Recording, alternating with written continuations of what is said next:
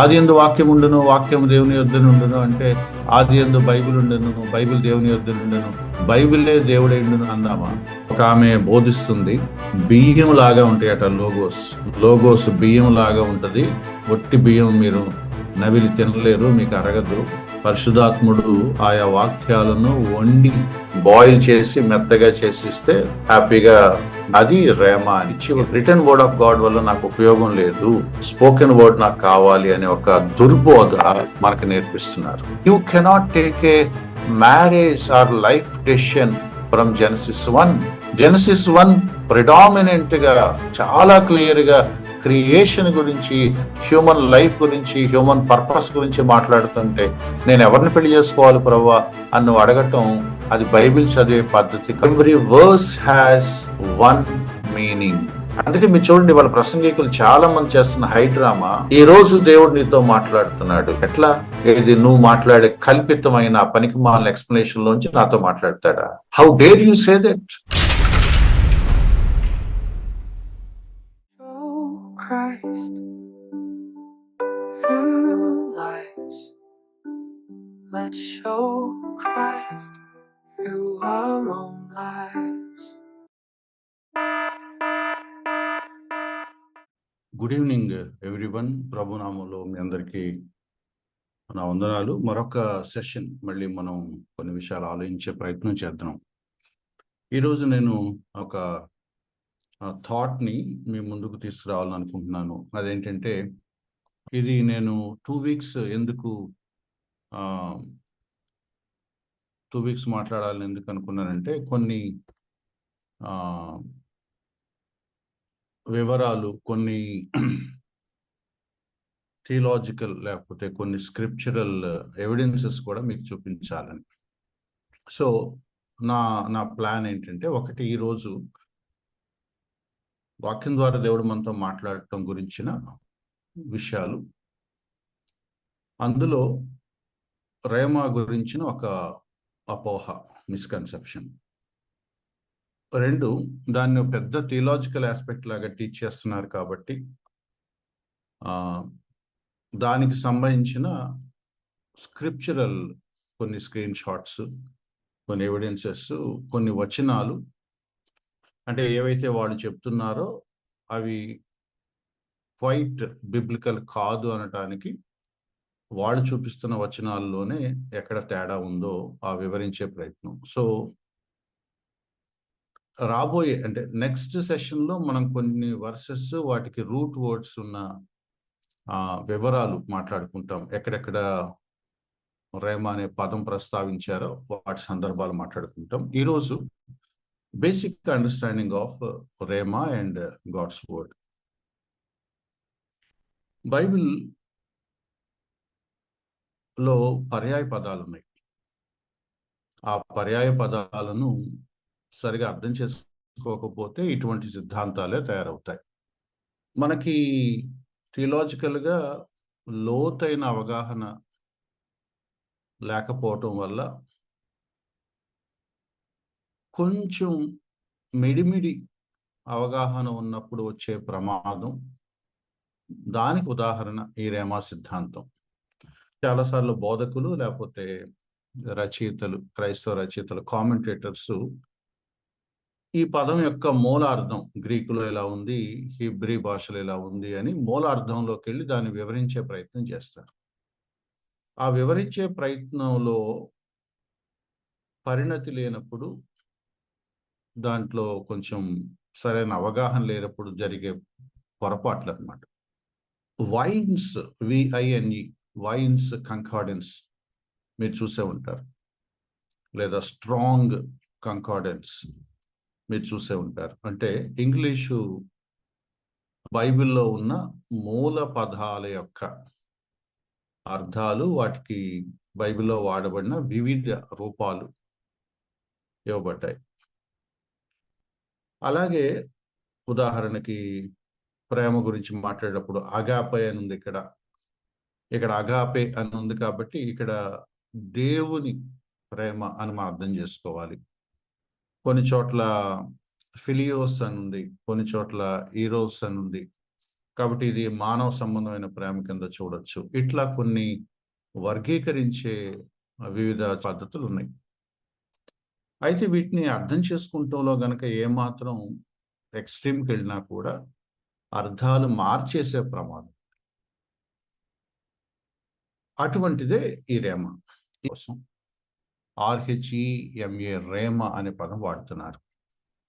ఈరోజు కొన్ని important aspects మనం మాట్లాడుకునే ప్రయత్నం చేద్దాం.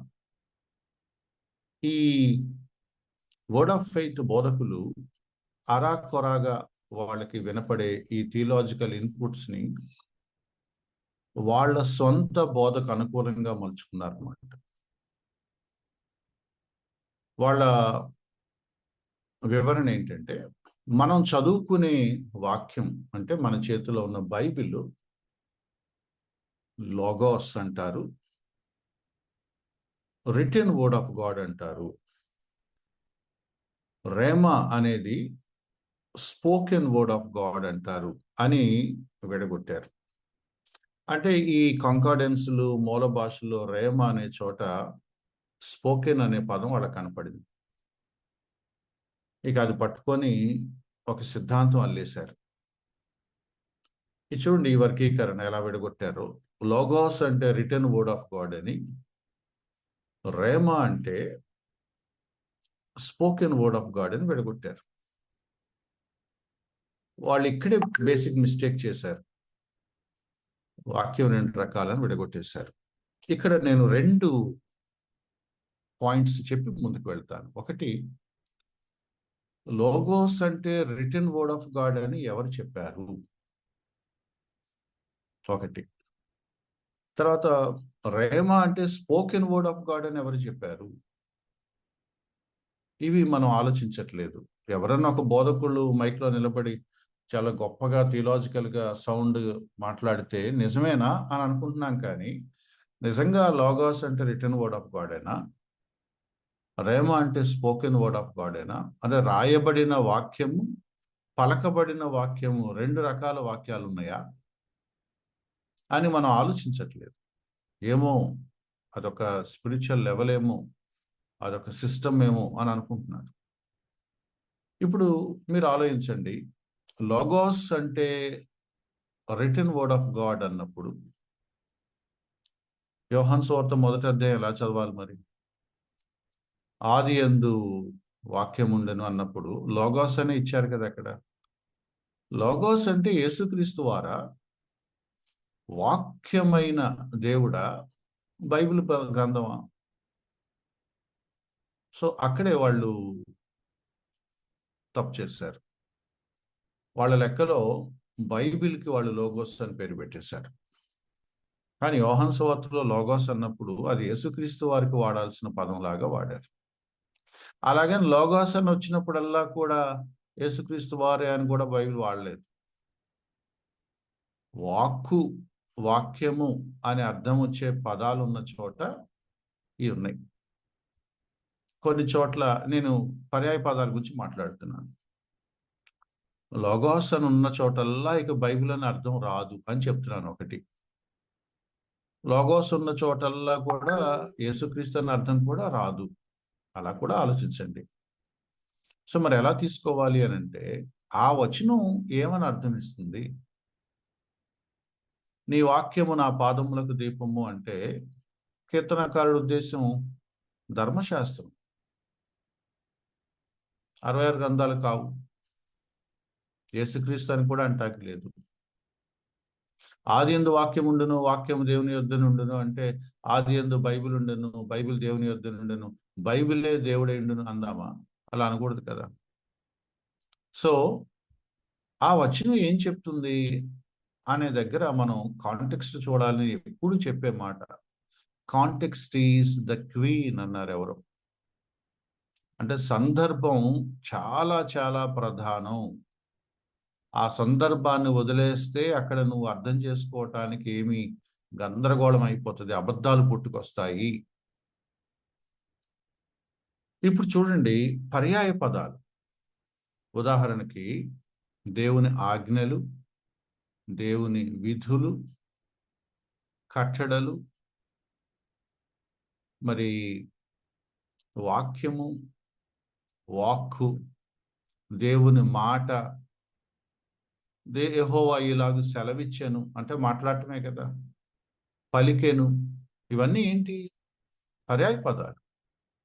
సో ఒక్క పదానికి ఒకే అర్థం ఉందని ఆ ఒక్క పదానికి ఒక పెద్ద సిద్ధాంతం కలగచేయటం చదువు రాని తనం అన్నమాట. కాబట్టి వీళ్ళు ఏం చేశారు?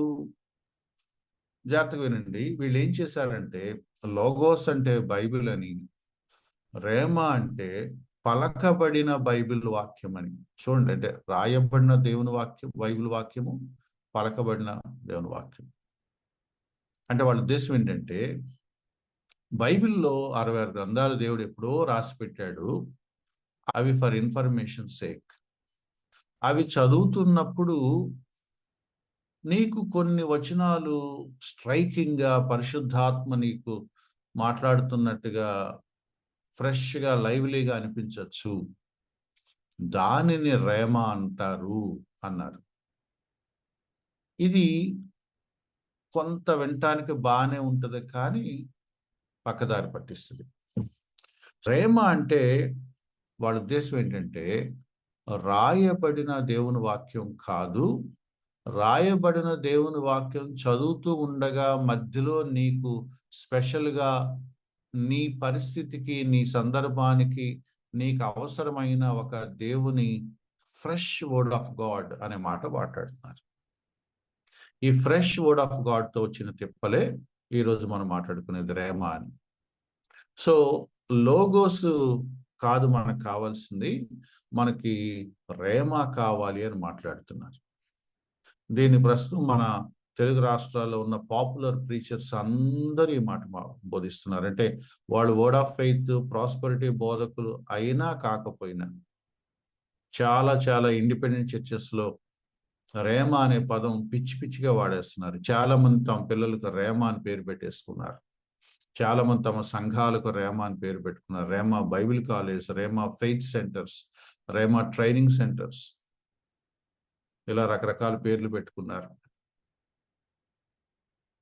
వీళ్ళ ఉద్దేశం ఏంటంటే రాయబడిన దేవుని వాక్యము నీకు ఉపయోగపడదు. కొంతమంది డెలిబరేట్గా ఆ మాట వాడారు. నేను నెక్స్ట్ వీక్ అవి చూపిస్తాను.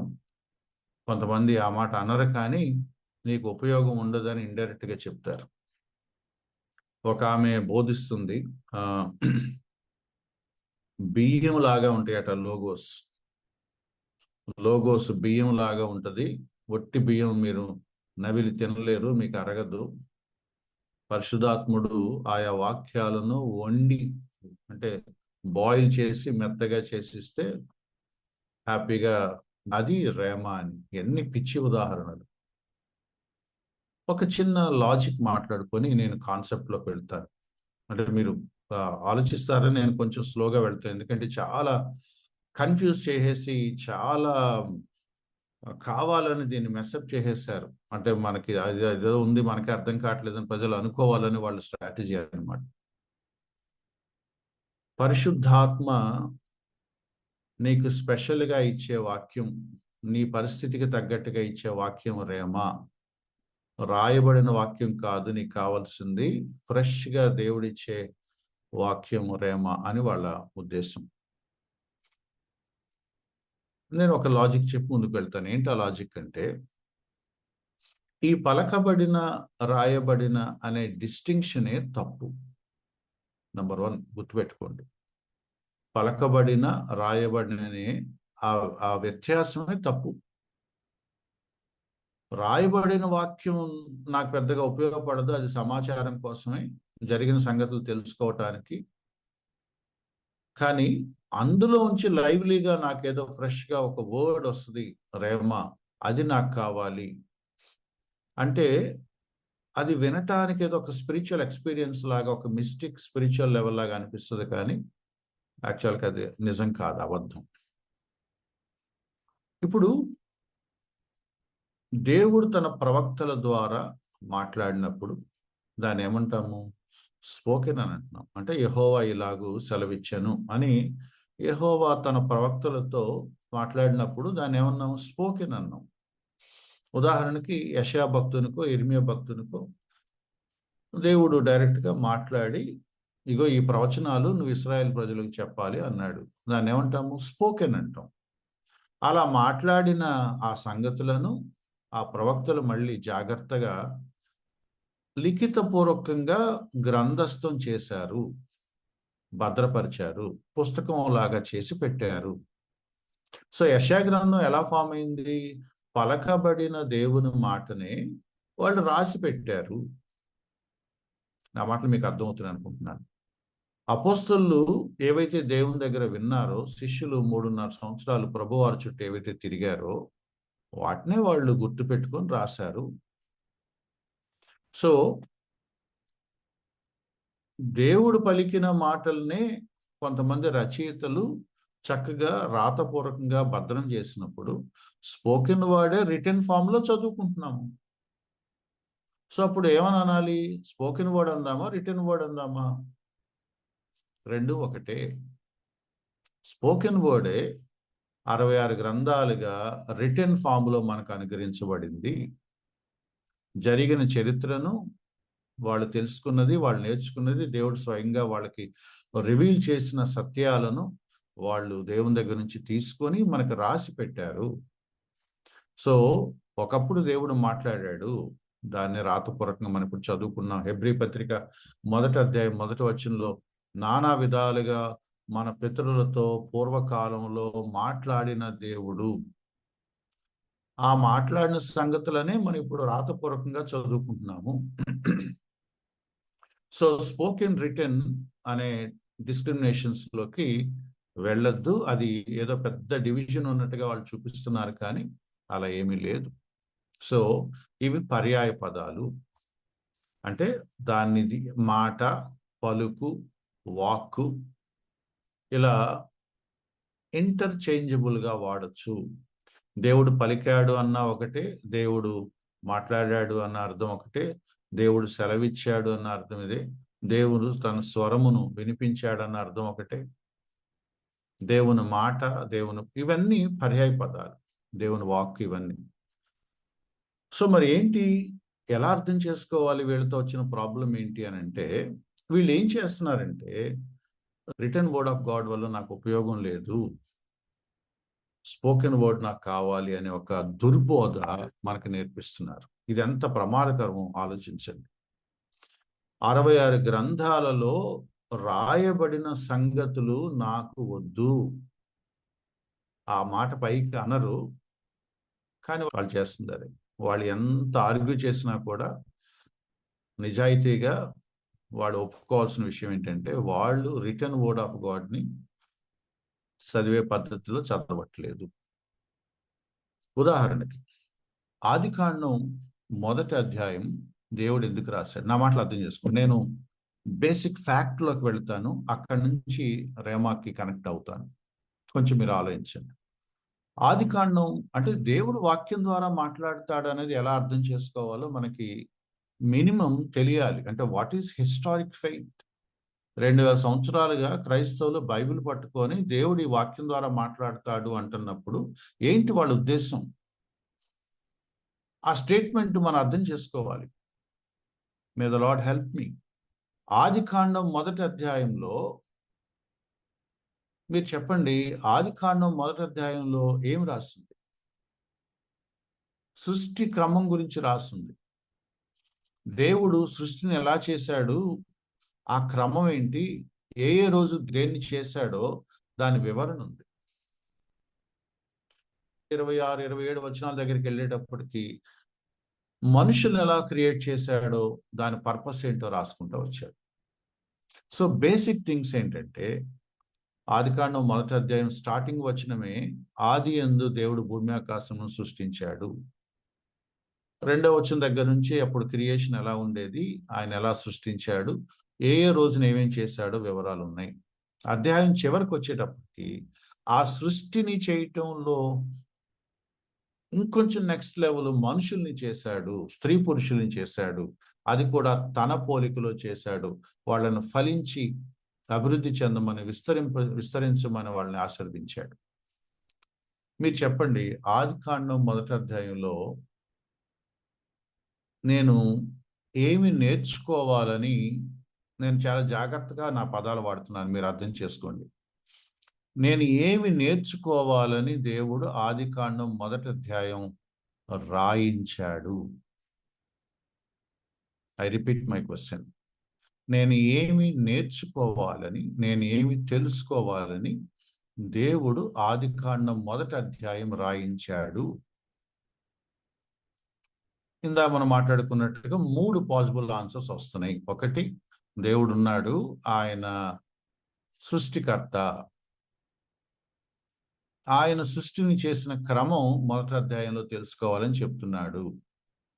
ఏ రోజున ఏమేం చేశాడు, ఈ సృష్టి అంతా ఆయన నోటి మాట ద్వారా ఎలా క్రియేట్ అయిందో, how he created all this from nothing, శూన్యంలోంచి సమస్తాన్ని ఎలా చేశాడో, ఆ క్రమంలో మనుషుల్ని కూడా ఎలా చేశాడో, ఆ మనుషుల్లో కూడా స్త్రీలు పురుషులు ఎలా తన పోలికలో చేసి వాళ్ళని అభివృద్ధి చెందాలని వాళ్ళ పట్ల ఉద్దేశం కలిగి ఉన్నాడు, అవన్నీ మనకు కనపడతాయి. సో ఇప్పుడు మీరు ట్రెడిషనల్ ఫార్మాట్లో చెప్పండి, ఆదికాండం 1వ అధ్యాయం ద్వారా దేవుడు మాట్లాడతాడు అని ఒక క్రిస్టియన్ అంటున్నప్పుడు వాట్ డస్ హీ మీన్? ఆదికాండం 1వ అధ్యాయం ద్వారా దేవుడు ఏమై ఉన్నాడో, సృష్టిని ఏమి చేశాడో, మనుషులు ఎలా చేశాడో, మనుషుల పట్ల ఆయనకు ఉద్దేశం ఏంటో చెప్తున్నాడు. సో ఆదికాండం 1వ అధ్యాయంలో నేనేం నేర్చుకోవాలని దేవుడు అనుకుంటున్నాడంటే, అక్కడ రాయబడిన ఆ సృష్టికి సంబంధించిన విషయాలే. సో నేను 2 విషయాలు నేర్చుకుంటున్నాను.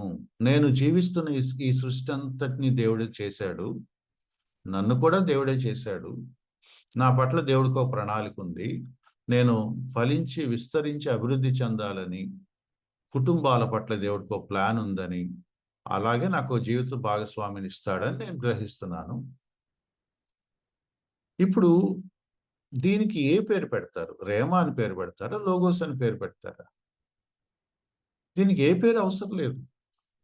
ఇది దేవుడు పరిశుద్ధాత్మ లేకపోతే దైవావేశం వలన రాయబడిన లేఖనాల్లో అక్కడ ఏమి రాశారో ఆ అర్థాన్నే నేను గ్రహించేలాగా దేవుడు రాశాడు.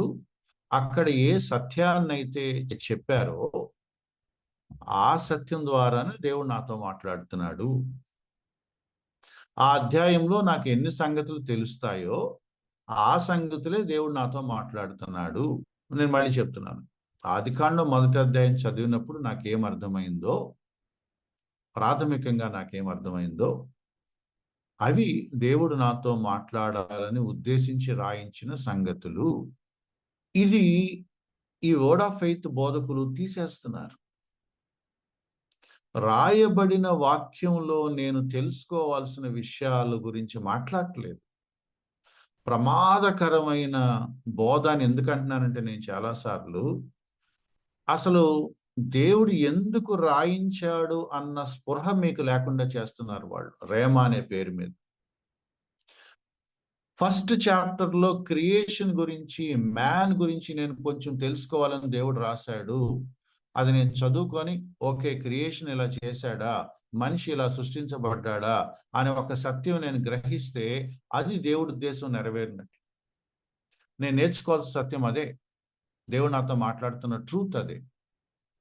ఒక వాక్య భాగంలో ఏ సత్యాలైతే నేను తెలుసుకుంటున్నానో, లేకపోతే ఏ సత్యాలైతే అక్కడ రాయబడి ఉన్నాయో అవి నేను తెలుసుకోవాలని, లేకపోతే వాటి ద్వారా దేవుడు నాతో మాట్లాడుతున్నాడు. సో ఆదికాండం 1వ అధ్యాయం ద్వారా దేవుడు నాతో మాట్లాడినప్పుడు నేను ఆయన సృష్టికర్త అని, ఈ సృష్టిని ఆయనే చేశాడని, శూన్యంలోంచి చేశాడని, నోటి మాటతో కలుగునుగా కంటే ఇవన్నీ వచ్చాయని, వాటి క్రమము, వాటి పద్ధతి, వాటి వివరాలు, మనుషులు కూడా ఆయనే చేశాడని నేను గ్రహిస్తున్నాను. ఎందుకు ఇది మాట్లాడుతున్నాం? ఆదికాండం 1వ అధ్యాయం ద్వారా దేవుడు మనతో చెప్పాలనుకున్న సంగతులు కొన్ని ఉన్నాయి. ఆదికాండం 2వ అధ్యాయం ద్వారా దేవుడు మనతో కొన్ని చెప్పాలనుకుంటున్నాడు. 3వ అధ్యాయం ద్వారా దేవుడు కొన్ని చెప్పాలనుకుంటున్నాడు. అలా ప్రతి అధ్యాయంలోనూ ప్రతి ప్రతి ప్యాసేజ్లోనూ దేవుడు మనకి ఏవో చెప్పాలనుకుంటున్నాడు. And it goes on and goes on and goes on. అలా 66 గ్రంథాలలో రాయబడిన రకరకాల ప్యాసేజెస్ ద్వారా దేవుడు మనతో మాట్లాడుతున్నాడు, మనకి తెలియచేస్తున్నాడు. అవి నేను ఎందుకు నేర్చుకోవాలి అని అంటే, ఒకటి తెలుసుకోవటానికి, రెండు తెలుసుకొని వాటికి సంబంధించిన ఇన్స్ట్రక్షన్స్ ద్వారా నేను నా జీవితానికి వాటిని అన్వయించుకోవాలని. సో మ్యాన్ పట్ల దేవుడుకున్న ఉద్దేశాలు ఏంటో నాకు ఆదికాండంలో అర్థమైనప్పుడు, మ్యాన్ ఎలా పతనం అయిపోయాడో, ఆ పాప స్వభావం నాకు కూడా ఎలా వచ్చిందో 3వ అధ్యాయంలో నాకు అర్థమైనప్పుడు, 4వ అధ్యాయంలో దాని పర్యవసానాలు ఎంతనో నాకు తెలిసినప్పుడు, సో నాకు కూడా చాలా తీవ్రమైన పర్యవసానాలు ఉన్నాయి. నా ప్రజెంట్ డిజార్డర్లోని ఈ లోకానికి కారణం ఆదాం పతనం అని నాకు అర్థమైనప్పుడు, నేను కంపారిటివ్గా చదువుకుంటూ వెళతా ఉంటాను. దేవుడు ఒకవైపు తన ప్రణాళికను బయలుపరుస్తూ ఉంటాడు, మరోవైపు మనకి చెప్పాలనుకున్న తన ఉద్దేశపూర్వకమైన వాక్య సందేశాలు చెప్తూ ఉంటాడు. నేను మళ్ళీ రిపీట్ చేస్తున్నాను. ఆదికాండం 1వ అధ్యాయం సృష్టి గురించి మాట్లాడుతున్నప్పుడు, ఆదికాండం 1వ అధ్యాయంలో నా పెళ్లి సంగతి ఎందుకు మాట్లాడు అని మీరు చూడొద్దు. మీరు ఆదికాండం 1వ అధ్యాయం తెరిచి, నువ్వు దేవునివి కదా, నువ్వు అసాధ్యమైనది ఏది లేదు కదా, నువ్వు ఏ చాప్టర్లోంచి ఏ వాక్యం ద్వారా ఎలాగైనా మాట్లాడతావు కదా అని అలా అడగద్దు దేవుణ్ణి. అది బైబిల్ చదివే పద్ధతి కాదు. ఆదికాండం 1వ అధ్యాయం చదువుతూ ఉండగా మీకు ఏదో అనిపించేసి, దేవుడు నా పెళ్లి చేస్తానంటున్నాడు, నాకు ఇవాళ అర్థమైపోయింది, మొన్న వచ్చిన పెళ్లి సంబంధం ఖాయం చేసేస్తాను, దేవుడు చేసుకోమన్నాడు. You cannot take a marriage or life decision from Genesis 1. Genesis 1 predominant గా చాలా క్లియర్ గా క్రియేషన్ గురించి, హ్యూమన్ లైఫ్ గురించి, హ్యూమన్ పర్పస్ గురించి మాట్లాడుతుంటే, నేను ఎవరిని పెళ్లి చేసుకోవాలి ప్రభువా అని నువ్వు అడగటం, అది బైబిల్ చదివే పద్ధతి కాదు. ఎందుకు ఇంత సాగదీసి చెప్తున్నానంటే, చదివేటప్పుడు బైబిల్కి ఒక అర్థం ఉంటుంది, గ్రహించేటప్పుడు వేరే ఒక స్పిరిచువల్ అర్థం ఉంది అనే దుర్బోధలు ఉన్నాయి బయట సంఘంలో. వాక్యానికి 2 అర్థాలు ఉన్నాయి. లిటరల్ సెన్స్ ఒకటి, స్పిరిచువల్ సెన్స్ ఒకటి అని చెప్తున్నారు. సృష్టిని చేశాడు అని తెలుసుకునే ట్రూత్ అందరికీ తెలుసు, కానీ దాని వెనక ఇంకో స్పిరిచువల్ మీనింగ్ ఉంది, అది కొంతమందికి అర్థం అవుతుంది. రేమ అనే ఒక ప్రత్యక్షత ఉన్న వాళ్ళకి మాత్రమే అది అర్థం అవుతుంది అని ఒక దుర్బోధ ఉందన్నమాట. ఆదికాండం 1వ అధ్యాయం మీకేం మాట్లాడుతుందో నాకు కూడా అదే మాట్లాడాలి. ఒక ఇంపార్టెంట్ రూల్ గుర్తుపెట్టుకోండి, ఎవ్రీ వర్స్ హ్యాస్ 1 మీనింగ్. ప్రతి వాక్యానికి ఒక్క అర్థమే ఉంటుంది. ఆ ఒక్క అర్థం కూడా దేవుడు ఏ ఉద్దేశంతో రాయించాడో ఆ అర్థమే ఉంటుంది. మీరు చదివినా అది మీకు అలాగే అనిపించాలి, నాకు చదివినా అలాగే అనిపించాలి. నేను ఇలా తీసుకుంటాను బ్రదర్, నువ్వు అలా తీసుకో అని అంటానికి, ఎలా పడితే అలా తీసుకోవటానికి మన ఇష్టం కాదు. ఈ ఆత్మీయ అర్థాల పేరు మీద, పరిశుద్ధాత్మ నాతో మాట్లాడుతున్నాడు అనే పేరు మీద, రేమ అనే పేరు మీద వాక్యానికి లేనిపోని అర్థాలు కల్పించి చెప్పేవాళ్ళు చాలా మంది ఉన్నారు. నేను దీన్ని ఇలా తీసుకున్నాను అన్నాడు ఒక ఆయన. అలా తీసుకోవటానికి వీలు లేదు బాబు అని అంటే వాళ్ళ కోపం వస్తుంది. ఎలా తీసుకోవాలి? అక్కడ ఎలా రాయబడిందో అలా తీసుకోవాలి. లాస్ట్ వీక్ కూడా మనం మాట్లాడుకున్నాం, ఇర్మియా గ్రంథంలో ఒక సందర్భం మాట్లాడుకున్నాం. దాని మీనింగ్ అదే నేను అప్లై చేసుకుంటాను. అందులో ఏం నేర్చుకోవాలో అది నేర్చుకుంటాను, అంతేకాని నా స్టోరీని అందులో పెట్టను. ఇంకో మాట గుర్తుపెట్టుకోండి, ఇది బాగా గుర్తుపెట్టుకోండి, బైబిల్ రోజు నేను ఎందుకు చదవాలి? చాలా బాగా గుర్తుపెట్టుకోండి. ఇది బైబిల్ రోజు మనం ఎందుకు చదవాలి అంటే, జాగ్రత్తగా వినండి, దేవుడు ఏమి రాశాడో తెలుసుకోవటానికి. దట్స్ ఇట్, అక్కడ ఫుల్ స్టాప్ పెట్టండి. Why should I read Bible? పరిశుద్ధాత్మ దైవావేశం వలన ప్రేరేపించి ఏదైతే ఆయన రాయించి పెట్టాడో 66 గ్రంథాల్లో, అది ఏంటో తెలుసుకోవటానికి చదవాలి నేను. That is the sole reason to read the Bible. కానీ మన వాళ్ళు దాన్ని ఎక్కడికి తీసుకువెళ్ళారంటే, ఆయన ఎందుకు రాశాడో నాకొద్దు, ఆయన ఏం రాశాడో నాకొద్దు, ఆ చరిత్ర నాకొద్దు, ఆ ప్రత్యక్షతలు నాకొద్దు, ఆ టైపాలజీ నాకొద్దు, ఆ ప్రాఫెసీస్ నాకొద్దు, ఆ క్రానికల్స్ నాకొద్దు, ఆ విజ్డమ్ నాకొద్దు, ఆ నెరేటివ్స్ నాకొద్దు.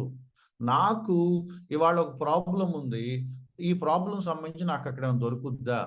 ఇది ఎక్కడి నుంచి వచ్చిందో మనకి తెలియదు. క్వైట్ టైం పేరు మీద జ్యోతిష్ శాస్త్రం ప్రాక్టీస్ చేసే ఒక దుర్బోధ మనకు వచ్చింది. జ్యోతిష్ శాస్త్రం అనే అంటాను నేను. రాశి ఫలం వెతుక్కునే వాళ్ళు చిన్నప్పుడు. But there are many Christians ఈ హారోస్కోప్ చూసుకునే అలవాటులాగా ఈరోజు బైబిల్ ఓపెన్ చేసి ఇవాళ ఏ వాక్యం నాకు నీకు వాక్యం దొరకటమేంటి నాకు అర్థం కాదు. How shame it is. Bible చదివే పద్ధతి అదేనా? దేవుడు ఏమి రాయించాడు, ఏ సత్యం తెలుసుకోవాలని దేవుడు నాకు అవకాశం ఇస్తున్నాడు, ఈ అధ్యాయం ద్వారా దేవుడు నాతో ఏం మాట్లాడతాడు, ఈ అధ్యాయం ద్వారా ఏ ఏ సంగతులు తెలుసుకోవాలని దేవుడు ప్రేరేపించి ముందుగా రాయించి పెట్టాడు, అవి వద్దా మనకి? ఏహెచ్కేలు ఏదో ఒక అధ్యాయం ఉంటుంది. ఏహెచ్కేల అధ్యాయంలో ఏం చెప్పదలుచుకుంటున్నాడు దేవుడు? అసలు ఇశ్రాయేలు ప్రజలకి ఆ రోజు ప్రవక్త ద్వారా ఏం మాట్లాడాడు, అవి అస్సలు అర్థం చేసుకోవట్లేదు. ఏహెచ్కేలు ఎంత తాపత్రయపడి ఆ ప్రవచనాలు చెప్పాడు, ప్రజలు ఎందుకు దాన్ని ఇబ్బంది పడ్డారు తీసుకోవటం, అవేమి మనకొద్దు. అసలు అక్కడ చెప్పబడిన ట్రూత్ ఏంటి నాకొద్దు. ఇందులో ఏదన్నా వాక్యం ఫ్యాన్సీగా నాకు మ్యాచ్ అయ్యేలాగుంటుందా, అది నేను వెతుక్కుంటాను. ఏంటి అసలు చదివే పద్ధతేనా? ఒక ఆయన ఈ సంబంధం చేసుకోవాలో వద్దా అని ఆలోచిస్తున్నాడు. ఆ రోజు రెబ్కా ఇంటికి ఎలియాజర్ వెళ్ళినట్టుగా ఒక అధ్యాయం ఆదికాండంలో కనపడింది. అమ్మ ఎలియాజర్ వెళ్ళి సంబంధం సెటిల్ చేసుకుని వచ్చేసాడు. దేవుడు నన్ను ఎవరన్నా పంపించమంటున్నాడు అమ్మాయి ఇంటికి, కాబట్టి అంకుల్ మీరు వెళ్ళొస్తారా, దేవుడు నాతో మాట్లాడుతున్నాడు, మీరు వెళ్ళి ఆ సంబంధం ఖాయం చేసుకుని వచ్చేసేయండి అంటే ఏంటది? నువ్వు ఏ సంబంధం ఎలా ఖాయం చేసుకోవాలో చెప్పటానిక దేవుడు ఆదికాండం పలానా అధ్యాయం రాసింది? లేక అక్కడ ఏం జరిగిందో ఆ వివరాలు తెలుసుకో. రెవల్యూషన్ అండి. God revealed himself. అదేంటో మనకి దాని విలువ తెలియట్లేదు. దేవుడు తనను తాను ప్రత్యక్షపరుచుకున్నాడండి. ఆ ప్రత్యక్షపరుచుకునే క్రమంలో రకరకాల సంగతులు బయలుపరుస్తూ తన భక్తుల చేత బోలెడైన సంగతులు రికార్డెడ్గా రాయించి పెడితే ఎందుకు రాయించారో కనీసం ఒకసారైనా చదువుదామని అనుకోకుండా, ఒక్కసారి కూడా చదవకుండా, కొంతమంది క్వైట్ టైం ఎంత ఘోరంగా చేస్తారంటే అసలు అక్కడ ఏముందో వాళ్ళకు వద్దు, అక్కడ కాంటెక్స్ట్ వాళ్ళకు వద్దు, ఎవరికి రాస్తున్నారు, ఎందుకు రాస్తున్నారు, అక్కడ ఏం జరిగింది వాళ్ళకు వద్దు. వాళ్ళు మొదలు పెట్టడమే, మొదటి వచనం మనకు మ్యాచ్ అవ్వదు, రెండో వచనం మనకు మ్యాచ్ అవ్వదు, ఇదే గోల వాళ్ళకు. అంటే మనకి ఏం నేర్పించారంటే వాక్యం చదివేటప్పుడు, ఈ రోజు నాకు ఒక పరిస్థితి ఉంది, నా పరిస్థితికి మ్యాచ్ అయ్యేలాగా ఒక రాశి ఫలం లాగా, ఒక జాతక చక్రం లాగా, ఒక జ్యోతిష్యం లాగా నాకు ఇవాళ ఒక వాక్యం దొరకాలి. మ్యాజిక్ వర్డ్ అనమాట. నా సిచ్యువేషన్కి కొంచెం సిమిలర్గా ఉండే, అది కూడా మళ్ళీ పాజిటివ్గానే ఉండాలి. నెగిటివ్ ఉంటే మళ్ళీ మనకు కలిసి రాదు. అక్కడ కూడా స్వార్థమే. పాజిటివ్గా ఉండి ఇది నాకు దేవుడు నాతో మాట్లాడాడు, అదే దేవుడు మనతో మాట్లాడటం అంటే. నువ్వు అనేసుకొని నువ్వు ఒక రాంగ్ పద్ధతి పెట్టుకొని చదవకూడని పద్ధతిలో నువ్వు చదివేసి అక్కడ రాసిన వచనాలన్నీ తొంగలో తొక్కేసి ఒక వచనం ఏదో నీకు అనుకూలం ఉంటే తీసుకొని గాడ్ స్పోక్ టు మీ అని అంటే మళ్ళీ దాని పెద్ద పేరు రేమా అని పేరు. దాని మళ్ళీ చాలా థియలాజికల్ వర్డ్, క్విక్కనింగ్ వర్డ్ అట. అంటే మామూలు లోగోస్ ఏమో డ్రైగా ఉంటుంది, అది ఒకటి నేను చదువుతూ ఉంటాము, కానీ ఒక వచనంలో లైఫ్ ఉంటుంది. అది ఇట్లా నిన్ను మేలుకొల్పేలాగా క్వికనింగ్ వర్డ్, లివింగ్ వర్డ్. అదంట రిటర్న్ వర్డ్ అంట, ఇది లివింగ్ వర్డ్ అంట. అంటే వాళ్ళు తెలియకుండా వాళ్ళు చేస్తున్న చాలా తప్పుడు స్టేట్మెంట్ ఏంటో తెలుసా? Return word of God has no life in it అని చెప్తున్నారు వాళ్ళు. Return word of God has no life in it అని చెప్తున్నారు వాళ్ళు. ఒక ఆయన అయితే ఘోరంగా ఆ మాట అన్నాడు, రిటర్న్ వర్డ్ ఆఫ్ గాడ్ ఎవరికి ఉపయోగం లేదు, అది చదువుకోటాకే. అందులో విడిగా మళ్ళీ హోలీ స్పిరిట్ మనతో మాట్లాడతాడు. అది వాక్యం అంటే. మై డియర్ ఫ్రెండ్స్, ఇదంతా మోసకరపు బోధ మీకు చెప్తాను. ఈ వర్డ్ అంటే రేమా వర్డ్ అని అంటున్నారు. నేను కూడా రేమా వర్డ్ అనే పదం వాడుతున్నాను, ఎందుకంటే మీరు ఎప్పుడైనటువంటి బోధ విన్నప్పుడు మీరు గుర్తుపట్టాలి కాబట్టి. ఇలా వాక్యం చదివేటప్పుడు సడన్ గా అది మీకు స్ఫురించినట్లు, మీకు మ్యాచ్ అయినట్లు, అది మీకు లైవ్లీగా కనపడి, యా ఇదిరా నాకు వచ్చింది వాళ్ళ వాక్యం అని అనుకునేలాగా స్ట్రైకింగ్ గా, క్వికనింగ్ వర్డ్ లాగా అనిపిస్తే that is God's word for you అని చెప్తున్నారు. అది ఎక్కడి దాకా తీసుకువెళ్ళారంటే చాలా మోసపూరితంగా, బోధకుడు వాక్యం చెప్తా, ఈరోజు వర్డ్ ఏంటో చూసుకోండి అంటున్నాడు. ఈరోజు వర్డ్ ఏంటో చూసుకోండి అంటే అర్థం ఏంటంటే, నేను ఒక ఆయన వాక్యం చెప్తా ఉంటే వింటున్నాను. ఆయన వాక్యం చెప్తా ఉంటే ఆ ప్రసంగపు వివరణలో కానీ ఆయన ఎక్స్ప్లెనేషన్లో నాకేదన్నా మ్యాచ్ అయితే దేవుడు నాతో మాట్లాడినట్టే. ఇదంతా ప్రమాదం చెప్తాను మై డియర్ ఫ్రెండ్స్. నేనే వాక్యం చెప్తున్నాను అనుకోండి, నేను బోధకుడిని కాబట్టి సిగ్గుపడకుండా యథార్థంగా మాట్లాడుతున్నాను. నేనే బోధకుడిని, నేను వాక్యం చెప్తున్నాను అనుకోండి, మీరు ఆడియన్స్లో కూర్చొని వాక్యం వింటున్నారు.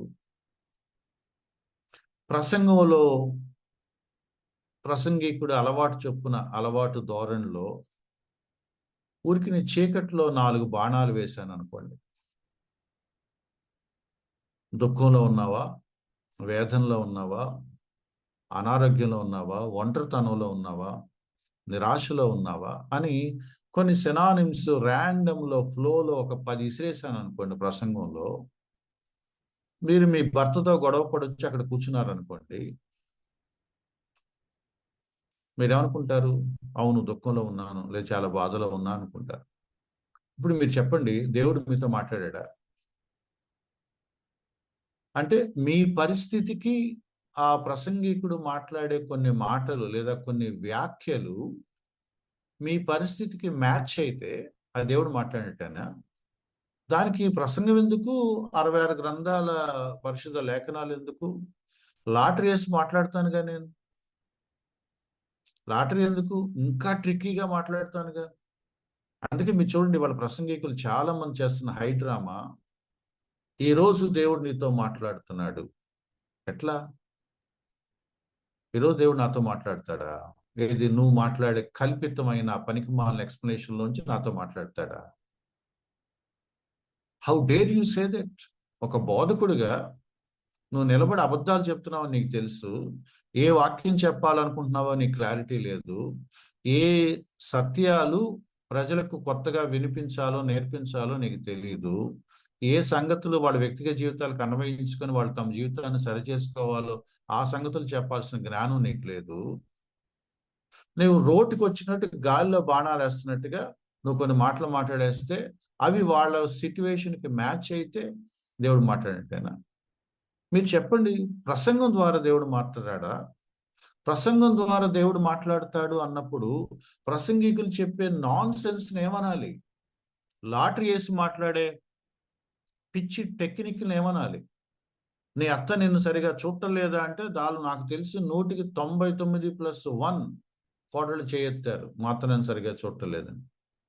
మీ కొడుకులు మీ మాట వింటలేదా అంటే 100 మంది తల్లులు చేతెత్తారు, మా పిల్లలు మా మాట వింటలేదని. But that's not God speaking my dear friends. అది చీకట్లో బాణాలు వేయటం, గాల్లో రాళ్ళు విసరటం, ఎవరొకరు తగులుతాయి. మీ సిట్యువేషన్కి ఏదో లక్కీగా లాటరీగా ఒకటి తగిలింది కాబట్టి అది స్పాంటేనియస్ గాను మిస్టిక్ గాను లేకపోతే చాలా స్పిరిచువల్ గా దేవుడు సూటిగా నాతో మాట్లాడుతాడు మీరు భ్రమపడద్దు. That's not the way God speak to us. ఇందాక నేను చెప్పిన ఎగ్జాంపుల్ మళ్ళీ చెప్తున్నాను, మీరు కన్ఫ్యూజ్ అవ్వకూడదని.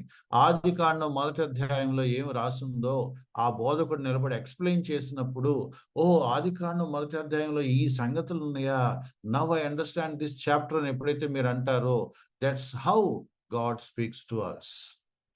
ఏ ఉద్దేశంతో దేవుడు ఆ అధ్యాయాన్ని రాయించాడో ఆ ఉద్దేశాన్ని ఎగ్జాక్ట్ గా క్యాచ్ చేసి ఏ బోధకుడైతే బోధిస్తాడో, ఎగ్జాక్ట్ గా ఆ ట్రూత్ ఎప్పుడైతే నీ హృదయంలో అర్థమవుతుందో, then God spoke to you. దీన్ని మనం ఎక్కడి దాకా తీసుకువెళ్ళామంటే, దేవుడు నాకు ఏం చెప్పాలనుకుంటున్నాడు అన్న స్టేట్మెంట్ పోయి, ఈ అధ్యాయంలో ఈ వాక్య భాగంలో నాకేం పనికొస్తుంది, నాకేది పనికొస్తుంది, నా పరిస్థితి తగ్గట్టుగా ఏ వాక్యం ఉంది. కొంతమందికి వెంటనే డౌట్ వస్తుంది, మరి మా పరిస్థితి తగ్గట్టుగా మాట్లాడ్డా? మీ పరిస్థితి తగ్గట్టుగా మాట్లాడుతాడు, కానీ రోజు ఇదే పని కాదు ఆయనకి. మీ పరిస్థితికి తగ్గట్టుగా దేవుడు మాట్లాడటానికి వేరే పద్ధతులు ఉన్నాయి. నువ్వు అనుకునే ఈ లాటరీ పద్ధతి కాదు. ఉదాహరణకి ప్రకటన గ్రంథం చదువుతున్నారు. ప్రకటన గ్రంథం చదువుతున్నప్పుడు మీరు ఏ విషయాలు తెలుసుకుంటారు? The majesty of God, the divinity of God, the kingship of God, his royal Kingdom. ఆ గ్లోరీ, దేవుడు ఎటువంటి వాడో తెలుసుకోండి. ప్రకటన గ్రంథం 1వ అధ్యాయం చదువుతున్నప్పుడు ఆయన దైవత్వం గురించి ఆ డిస్క్రిప్షన్ చూస్తే మనకి ఎప్పటికీ అర్థం అవుద్ది, బియాండ్ అవర్ ఇమాజినేషన్. అమ్మో ఏంటి ఈయన ఇంత ఇంత గొప్ప దేవుడా. That's what you should learn and you should worship him.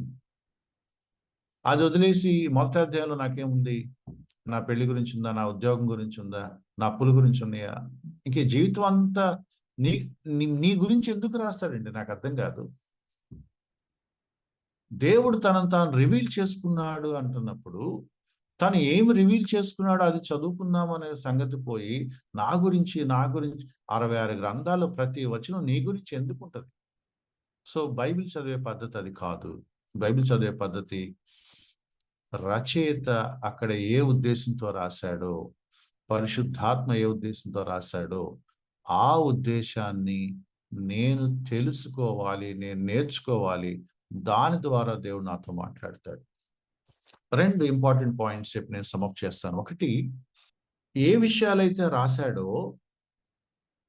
అవి దేవుడు చాలా జాగ్రత్తగా రాసించాడు.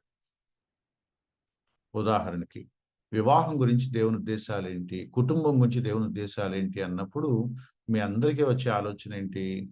ఆదికాండం 1వ అధ్యాయంలో ఫ్యామిలీ గురించి ఉంది. 2వ అధ్యాయంలో సాటి అయిన సహాయం అనే ప్రస్తావన ఎక్కడో ఉంది. ఎఫ్ఎస్సి పత్రిక 5వ అధ్యాయంలో భార్యాభర్తల గురించి ఉంది. కొలస్సీ పత్రికలో భార్యాభర్తల గురించి ఉంది. హెబ్రీ పత్రికలో వివాహం గురించి ఒక వచనం ఉంది. సామెతల గ్రంథంలో చాలా వచనాలు భార్యల గురించి, భర్తల గురించి కొన్ని ఇంపార్టెంట్ స్టేట్మెంట్స్ ఉన్నాయి. సో ఆయా వాక్య భాగాల్లో అక్కడక్కడ కుటుంబం గురించి, భార్యాభర్తల గురించి, వివాహం గురించి దేవుడు రాసి పెట్టినప్పుడు, ఒక సిన్సియర్ బైబిల్ రీడర్గా నా బాధ్యత ఏంటంటే, దేవుడు రాయించి పెట్టిన ఆ సంగతులన్నిటినీ సమగ్రంగా నేను పోగు చేసుకొని వాటన్నిటినీ క్రోడీకరించుకొని, సో ఆదికాండంలో నేను నేర్చుకోవాల్సింది ఏంటి, ఎఫెసీ పత్రికలో నేను నేర్చుకోవాల్సింది ఏంటి, సామెతల గ్రంథంలో నేను నేర్చుకోవాల్సింది ఏంటి, సో ఎక్కడెక్కడ వివాహం గురించి ఉందో వాటిని నేను క్రోడీకరించుకొని నేను తెలుసుకోవాలి. అంటే లేఖనాలు ఏమి వివరించాయో ఆ వివరించిన సత్యాలను నేను గ్రహించాలి. సోమర్తనం గురించి బైబిల్ చెప్పిందా? చెప్పింది. అక్కడక్కడ కొన్ని వచనాలు ఉన్నాయి. కాబట్టి నేను అవన్నీ గ్యాదర్ చేసుకొని, ఓకే సోమర్తనం గురించి బైబిల్ ఇలా చెప్తుంది, లేదా ఇలా దేవుడు అంటున్నాడు. సో నేను ఎలా ప్రవర్తించాలో నేను మళ్ళీ మొదటికి వస్తున్నాను. ఏమేమి తెలుసుకోవాలో, ఏమేమి నేర్చుకోవాలో, లేకపోతే ఎలా ప్రవర్తించాలో ఆ ఇన్స్ట్రక్షన్స్ వివరణాత్మకంగాను బైబిల్లో అక్కడక్కడ దృష్టాంతాలుగాను, ఇన్స్ట్రక్షన్స్ సలహాలు, హెచ్చరికలుగాను రాయబడి ఉన్నాయి. నేను ఓపికగా బైబిల్ ఏమంటుంది వెతుక్కోవాలి. ఉదాహరణకి ఒక విశ్వాసి జాబ్ ఎలా చేయాలి, తన ఉద్యోగ స్థలంలో ఎలా పనిచేయాలి అంటే ఏం చేయాలి? మనం బైబిల్లో రాయబడిన రకరకాల సంగతులు పరిశోధన చేస్తాం.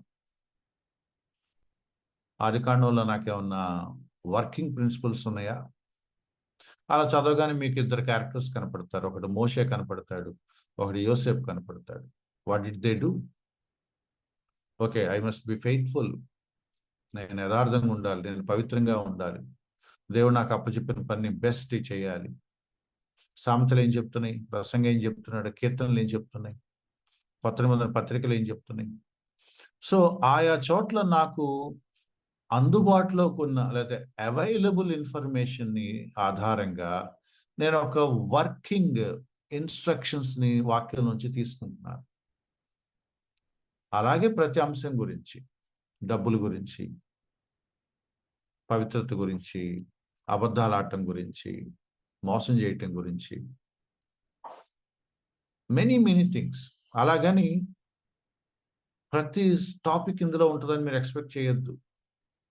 ఆయన ఏది రివీల్ చేశాడో ఆ రివీల్ చేసిన దాంట్లో నేను ఏరుకుంటున్నాను ఆ సమాచారం. ఆయన రివీల్ చేసిన అల్టిమేట్ ఏంటంటే it's the salvation of man kind. Christ is the saviour. ఆ రక్షకుడు సంబంధించిన ప్రణాళిక, ఎవరైతే విశ్వాసం ఉంచాలో, విశ్వాసం ఉంచే వాళ్ళ జీవితాలు ఎలా ఉంటాయో, విశ్వాసం ఉంచాక రక్షణలో ముందు కొనసాగటానికి కావాల్సిన ఇన్స్ట్రక్షన్స్ ఏంటి అవి ఇచ్చాడు. బట్ స్టిల్ నా ఎవ్రీడే లైఫ్ సంబంధించిన కొంత ఇన్ఫర్మేషన్ ఉంది. సో నేను కొంచెం నేరో డౌన్ చేస్తున్నాను. ఆయా వాక్య భాగాలలో నాకు అవైలబుల్గా ఉన్న ఇన్ఫర్మేషన్ బట్టి లేదా అక్కడ రాయబడిన సంగతులను బట్టి నేను నేర్చుకుంటున్నాను. అక్కడ కొన్ని మోరల్ ప్రిన్సిపల్స్ నేను పిక్ చేసుకుంటున్నాను. జక్కయ్య జీవితం నాకు కనపడింది. జక్కయ్య జీవితం దేవుడు ఎందుకు రాయించాడో నేను తెలుసుకునే క్రమంలో జక్కయ్యలో ఉన్న పాజిటివ్స్, జక్కయ్యలో ఉన్న నెగిటివ్స్ నాకు కనపడినప్పుడు నేను జక్కయ్యలాగా, ఈ విషయంలో జక్కయ్యలాగా ఉండాలి, ఫలానా విషయంలో నేను జక్కయ్యలాగా ఉండకూడదు అని నేర్చుకుంటాను. అప్లికేషన్ అంటున్నాం, అన్వయించుకోవటం అంటున్నాం. సో నేను ఏదైనా ఒక పరిస్థితిలో ఉన్నప్పుడు అటువంటి పరిస్థితికి సంబంధించిన ఒక ఇన్ఫర్మేషన్ బైబిల్ ఎక్కడో చోట నాకు ఎంతో కొంత దొరుకుతుంది. అక్కడ నాకు అవలభ్యమయ్యే ప్రిన్సిపల్స్ ఆధారంగా నేను నా జీవితంలో వాటిని ఆచరించే ప్రయత్నం చేస్తాను. That's how God speaks to us. అది మొదటిది. రెండవది ఇల్యూమినేషన్ అన్నారు. ఇల్యూమినేషన్ అంటే వెలిగింపు, లేకపోతే ప్రకాశించటం. పరిశుద్ధాత్మ ఏం చేస్తాడంటే ఇల్యూమినేట్ చేస్తాడు. అంటే ఉదాహరణకి 23వ కీర్తన ద్వారా మనం చాలా నేర్చుకుంటాము. లైన్ బై లైన్ చదువుకుంటాము, ప్రతి వచనం నేర్చుకుంటాము. 23వ కీర్తన చదివినప్పుడల్లా 23వ కీర్తనలో ఉన్న సంగతుల ద్వారా దేవుడు మనతో మాట్లాడుతూ ఉంటాడు. అది కాదనలేని సత్యం. హౌ గాడ్ ప్రొటెక్ట్స్ us అనే ఒక ట్రూత్.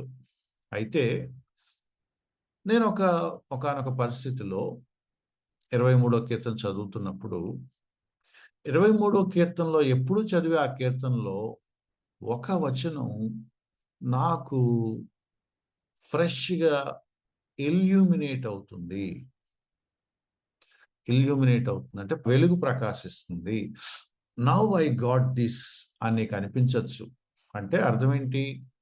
ఇంతకాలం ఈ అధ్యాయం నేను చదువుతున్నాను, కానీ ఈ వచనం మీనింగు ఈరోజు నాకు క్లియర్గా అర్థమైంది.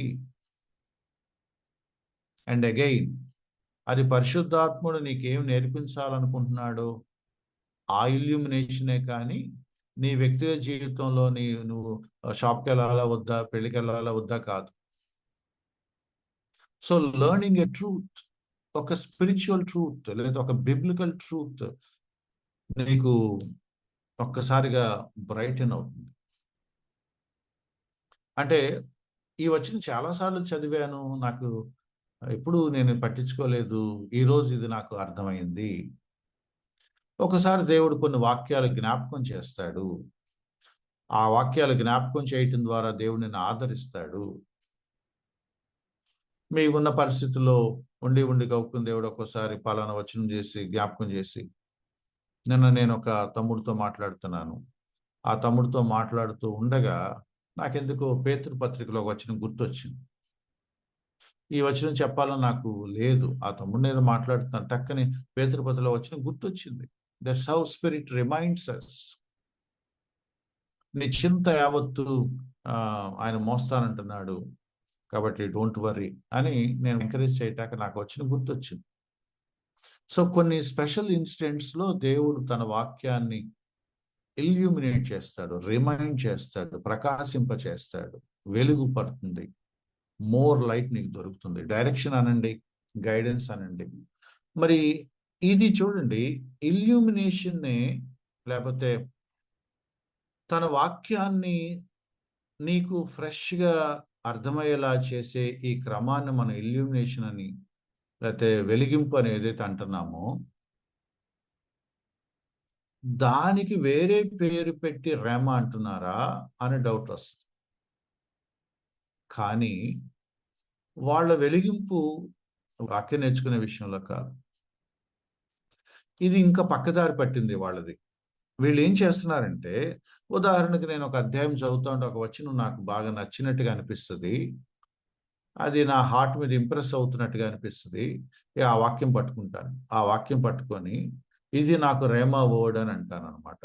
ఏంటి రేమా వర్డ్ అని అంటే, ఇక ఆ వచనం పట్టుకొని నేను నోటితో పలుకుతూ ఉంటాను, ఇక నెరవేరే వరకు నోటితో పలుకుతూ ఉంటాను. అంటే ఏంటంటే, నాకు ఒక వచనం నాకు స్ట్రైకింగ్ అనిపిస్తే అది నాకు మంత్రం అవుతుంది అనమాట, ఒక మంత్రం అవుతుంది. ఇంకా అది పట్టుకొని నేను దాన్ని ఉచ్చరిస్తూ ఉంటాను, దాన్ని నేను ప్రొనౌన్స్ చేస్తూ ఉంటాను, అఫర్మ్ చేస్తూ ఉంటాను, కన్ఫెస్ చేస్తూ ఉంటాను, పదే పదే అటరెన్స్ అంటున్నారు, పదే పదే ఉచ్చరిస్తూ ఉంటాను, until I get the answer. That's not the way to read the Bible. పరిశుద్ధాత్ముడు ఆయా వాక్యాలను మనకు వ్యక్తిగతంగా హృదయాలకు అన్వయింప చేసి మనల్ని ఆదరిస్తాడు, బలపరుస్తాడు, మనతో మాట్లాడతాడు, మనకి గైడెన్స్ ఇస్తాడు, మనకి డైరెక్షన్ ఇస్తాడు, ప్రత్యేకమైన నడిపింపిస్తాడు. ఇవన్నీ నేను కాదంటలేదు. But out of the context వెళ్ళడం, అక్కడ లేని సందర్భం నుంచి తలా తోక లేకుండా ఒక వచనాన్ని తీసుకొచ్చేసి నీది నువ్వు పట్టుకో, దీన్ని నువ్వు క్లెయిమ్ చేసుకో అని అట్లా ఇవ్వడు. నేను మళ్ళీ చెప్తున్నాను మై డియర్ ఫ్రెండ్స్, అక్కడ రాయబడిన వాక్యాన్ని ఎలా అర్థం చేసుకోవాలో అనే విషయంలో పరిశుద్ధాత్ముడు నాకు హెల్ప్ చేస్తాడా? అసలు అదేమి చేయకుండా నీకేం కావాలో ఆ వర్డ్ ఇస్తానంటాడా? మీరు చెప్పండి. ఈ బోధకులు ఏం చేస్తున్నారు తెలుసా? ప్రసంగంలో నీకు రేమా వర్డ్ దొరుకుద్ది అంటున్నారు. అంటే ప్రసంగికుడు మాట్లాడేటప్పుడు ఆ ప్రసంగం ఈక్వల్ టు గాడ్స్ వర్డ్ అయిపోద్ది అనమాట. ఆ ప్రసంగికుడు మాట్లాడుతున్నప్పుడు ఏదైనా ఒక మంచి స్టేట్మెంట్ వాళ్ళకి దొరికితే, దేవుడు నాతో మాట్లాడాడు ఈ దాసుడు ద్వారా అని చెప్పి ఆ వర్డ్ పట్టుకుంటున్నారు. రేమా వర్డ్ అంటే వాళ్ళకి ఎలాగైనా దొరుకుద్దట, బోధకుడు ద్వారా దొరకచ్చంట, ఫ్రెండ్స్ మాట్లాడుతుంటే దొరకచ్చట, వేరే పాట పాడుతుంటే దొరకచ్చట. ఇక అది పట్టుకొని వాళ్ళు క్లెయిమ్ చేసేస్తూ ఉంటారు. నేను మళ్ళీ చెప్తున్నాను my dear friend, that's not the healthy principal.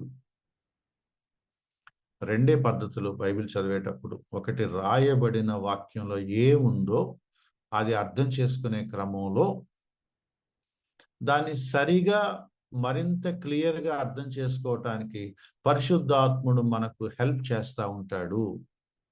కొన్ని సందర్భాల్లో పరిశుద్ధాత్మ కొన్ని వచనాలను మనకి ఇల్యూమినేట్ చేస్తాడు. That's how God speaks to us. అంతకు తప్ప మిస్టిక్ అర్థాలు, మార్మిక అర్థాలు, నా జీవితం గురించిన చిలక జోస్యాలు, నేను ఇప్పుడు ఏం చేయాలో చెప్పు అనగానే ఒక వచనం ఇలా పాపప్ అయ్యి, ఇగో ఇప్పుడు ఈ పని చెయ్యి, ఇట్లాంటివి కాదు. మీరు బాగా గుర్తుపెట్టుకోండి, ట్రెడిషనల్ డేస్ మీరు గుర్తు చేసుకోండి. మీ చిన్నప్పుడు మీకు ఎవరైనా కొత్త నిబంధన ఇస్తే గుర్తు చేసుకోండి. ఇప్పుడు కొత్త నిబంధనలు ఈ మధ్య కాలంలో నేను చూడలేదు. గిడియన్స్ వాళ్ళు మనకి పంచేవాళ్ళు.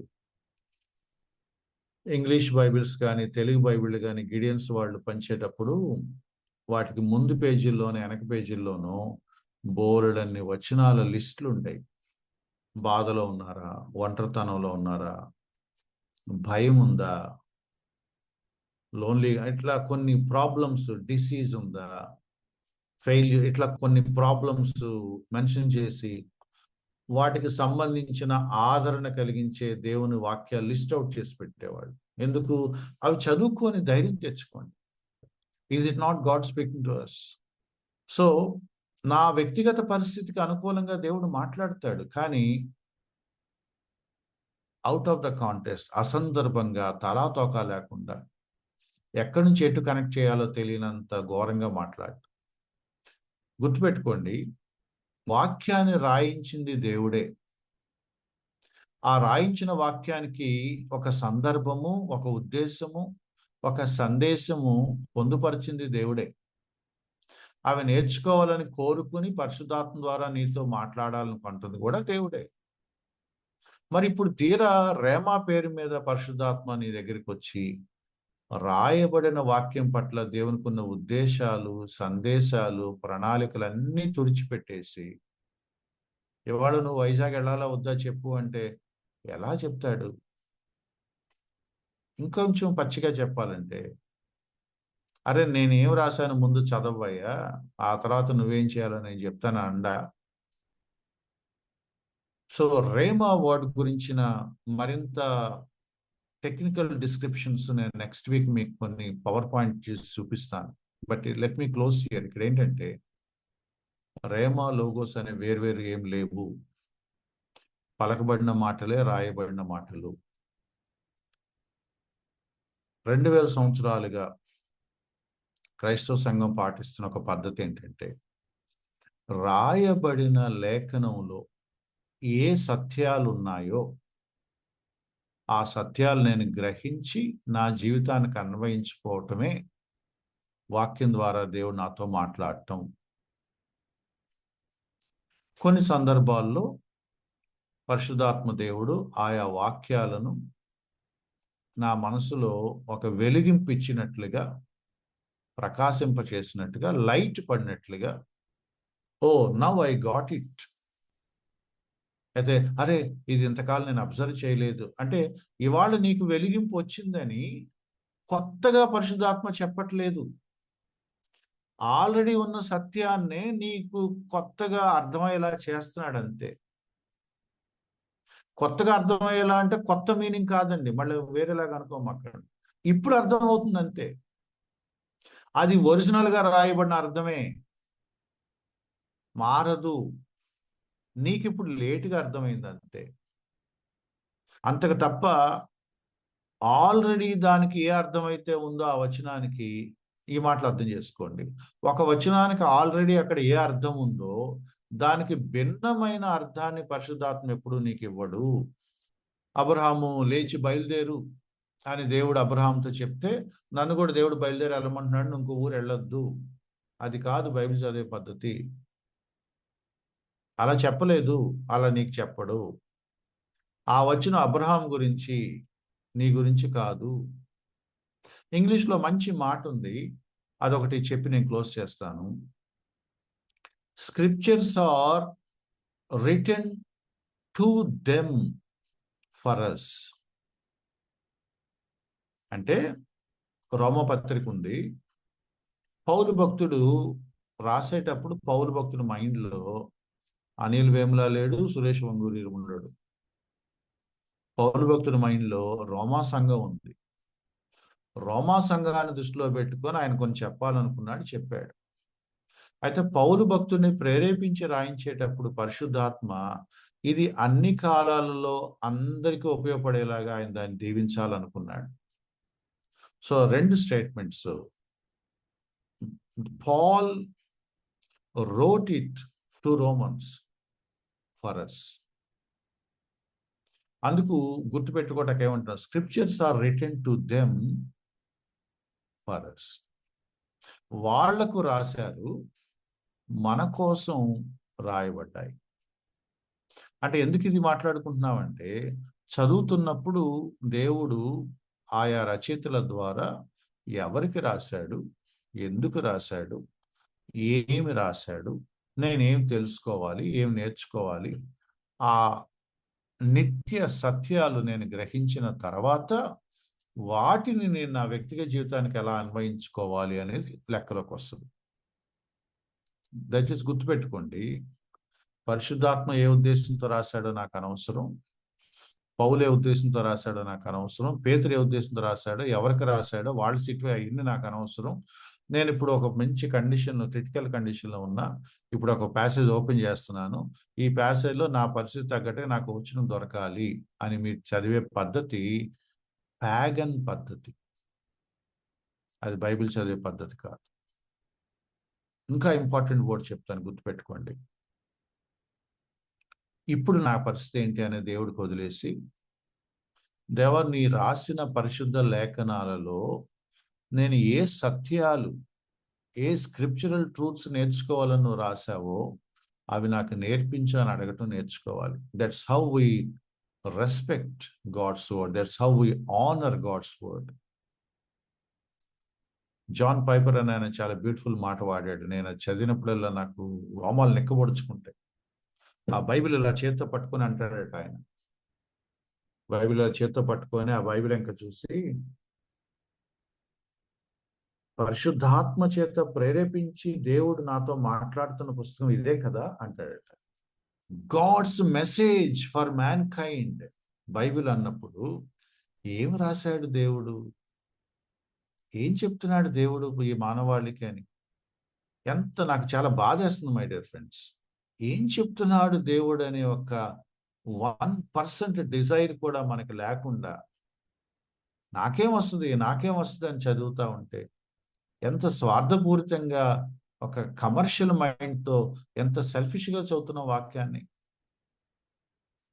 నువ్వు ఏం చెప్పాలనుకుంటున్నావు ప్రభా ఈ యోనా గ్రంథం ద్వారా అని అడగాల్సిన మనం, యోనాలాగా ఇప్పుడు నేను ఊరు వెళ్ళాలా వద్దా అనే స్థాయికి తీసుకొచ్చి దాన్ని దిగజారు చేస్తున్నామంటే, ఆర్ంట్ వి ఇన్సల్టింగ్ గాడ్స్ వర్డ్? అది కూడా మళ్ళీ పెద్ద స్పిరిచువల్ ఎక్స్పీరియన్స్ లాగా రేమా పేరు మీద. అందుకనే రేమా గురించిన మరిన్ని టెక్నికల్ విషయాలు నెక్స్ట్ వీక్ మాట్లాడతాను. ఈరోజు ఫస్ట్ ఒక ట్రూత్ని అండూ చేయనివ్వండి. Whenever I read the Bible, God speaks to me. ఏ విషయాలు? అక్కడ రాయబడిన విషయాలు, నా వ్యక్తిగత పరిస్థితులు, నా అంతరంగంలో ఉన్న సమస్యలు, ఈ తర్వాత సంగతి. దేవుడు నాతో ఏం చెప్పాలనుకుంటున్నాడు ఫస్ట్ అది నేను తెలుసుకుంటా ఉంటే ఒక్కోసారి అక్కడే నా సమస్యల పరిష్కారం దొరకచ్చు, లేదా మరుసటి రోజు దొరకచ్చు, ఓ 2 రోజుల తర్వాత దొరకచ్చు, లేదా లాస్ట్ వీక్ మాట్లాడుకున్నట్టుగా అవేం తెలియపోయినా ఇంత గొప్ప దేవుడా అనే ఒక అవగాహనలోంచి నాకు ధైర్యం కలగచ్చు. సో దేవుడు నాకు ఎలా సహాయం చేస్తాడనేది ఆయన ఇష్టం.